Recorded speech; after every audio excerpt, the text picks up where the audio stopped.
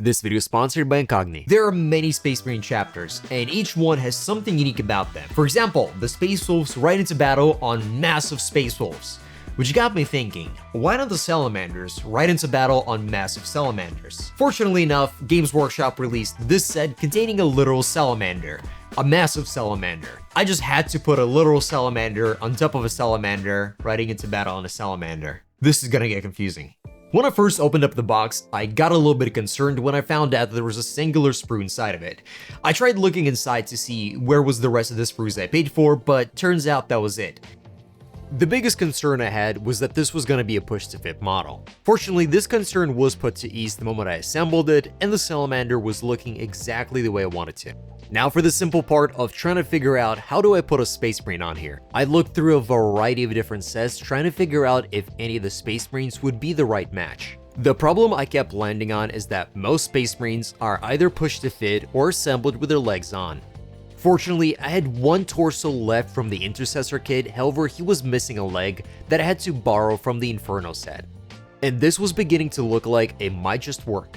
Now the next thing I want to do is to actually scrape away a portion of the saddle. The idea behind this is that I can use a little bit of green stuff to create the illusion that the Space Marine is actually sitting on top of the saddle, and because Space Marines are incredibly heavy, is actually indenting inside of it. And additionally, it also have a really big bonus that I can position him a lot easier by not having to balance him on top of some plastic. Using the exact same green stuff, I begin to fill in the area where the legs are going to be attached to the torso. I knew that I needed to make up quite a bit of distance for the width, so I started off with quite a bit of green stuff and slowly worked away by removing it bit by bit.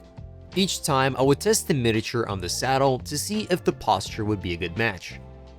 Oftentimes, the moment I would find the near perfect position, it would turn out that from the back there was a massive gap left. After finishing this tedious process, I landed on the posture that I thought would work. All I had to do was sculpt the area to make it look a bit more appealing. The leg I borrowed of the Inferno set did have a little bit of a hole in it, so to fix that, I borrowed one of the pistol holders that I thought would fill it in perfectly. I also experimenting with sculpting a little bit of a scale on his leg, as Salamanders are quite famous for having a lot of scales on their armor. Another thing well known about them is their love for flamers. Fortunately, my jump back Intercessors had one on hand.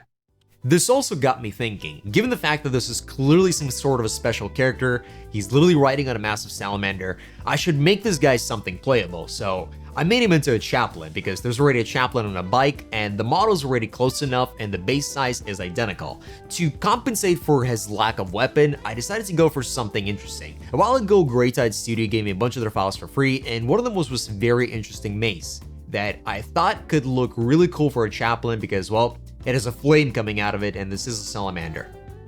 As I needed to provide a hand holding the weapon, why not go for something a bit more interesting and go with a prosthetic?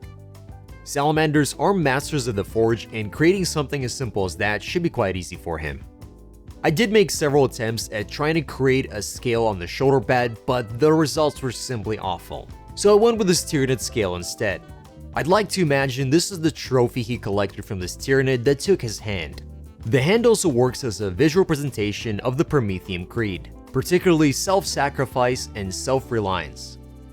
Attaching the power pack, I had to start thinking on the difficult question: which of the different head options should I pick? My original intention was to go for the helmetless option to show off their charcoal skin, but while I was placing on this additional back brazier, I thought I'd go for the one with a helmet. Chaplains are quite famous for their skull masks, and Salamanders are no exception. But before doing a few more modifications, while assembling miniatures and painting them, I really like to concentrate and not be interrupted, and the sponsor of today's video, Incogni, helps with that. By heading over to incogni.com/adminiatures, you can get started on reducing the amount of spam calls you receive. On your behalf, Incogni travels to different data brokers and gets them to remove your personal information. Same way you can never truly get rid of orcs as they constantly reproduce, and Incogni constantly battles just countless waves of data brokers trying to sell your data and get different scammers to have access to it. Personally, I used to receive a crazy amount of spam calls on my phone, and I'm sure everybody has different experience with scam emails, scam phone numbers, and similar things to that, where they somehow have your personal information, maybe it's your name, maybe it's your address. There's a lot of data that data brokers possess on you, and it's incredibly creepy, so make sure you head on over to incogni.com/azminiatures and try Incogni. With their 30-day money-back guarantee, you can be sure that if you don't like it, you can cancel and get your money back. So head on over to incogni.com/azminiatures and get started today. And back to the video. I did overlook the fact that I didn't attach any reins. This position works particularly well since my chaplain's holding 2 weapons. I can say that he has simply let go of the reins recently, so he's using both weapons for now. And here's a bonus of an absolute crazy idea I considered.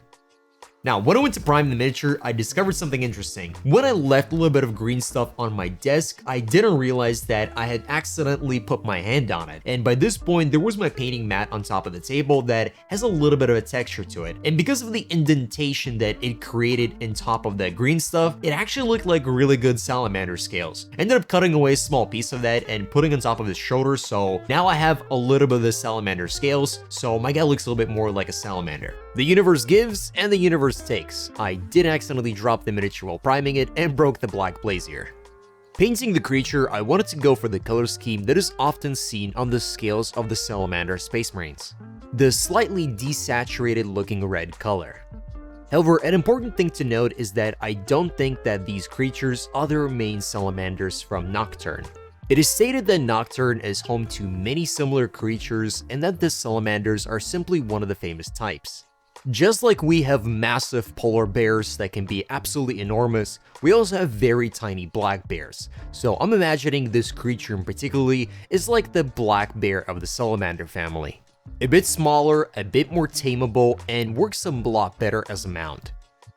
After applying all of my highlights, I used a little bit of the Wildwood contrast paint through an airbrush to create a lot more of these dark areas. I don't often work highlights to shadows, but I think in this case it worked particularly well. To provide some additional definition, I also used my favorite acrylic wash that really worked just absolute wonders here. Once the wash was dry, I made sure to varnish the miniature and I started to reapply some of the highlights. This time I did add a little bit more orange to my color because I thought it would work a lot better as a highlight. The creature did have a relatively dark appearance, but I think it will work really well to accentuate some of the details I'm painting on, but additionally also make the Space Marine absolutely pop. For this guy, I'll paint him in the typical Salamander colors because I think it'll just look a bit more interesting, and I want it to be noticeable and just instantly, without a doubt, you can look at this guy and be like, wow, that's a Salamander on top of a Salamander. That's awesome. Rather than, why is the Black Templar riding on top of a Salamander? Oh, I'm sorry, that's a Chaplain. After airbrushing this very pleasant forest green, I also applied the wash similar to what I did to the creature. I also finally placed him on the saddle, as painting him this way would just be a lot easier. Additionally, it should also help me visualize where the light should be hitting on the highlights rather than trying to paint him from the front. It also helped me understand which parts were already blocked by the model, and therefore I didn't need to paint them. Since Chaplain is quite a relatively high ranked, I also made sure to apply the gold to the shoulder pads rather than the typical green. Now I did make this guy a special base, however I failed to realize that the Salamander would need a very flat surface, so unfortunately it's going to be a very temporary base. Thank you for watching, I hope you enjoyed this, and for the last time this year, let's see the final result.